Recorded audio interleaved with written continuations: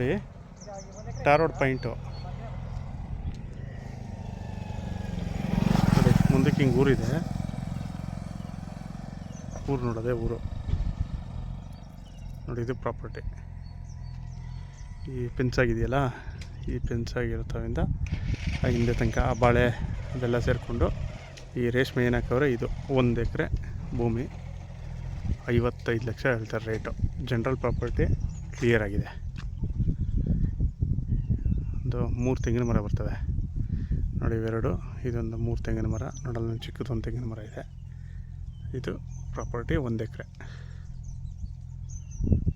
Tar road point 55 lakh ಹೇಳ್ತವ್ರೆ.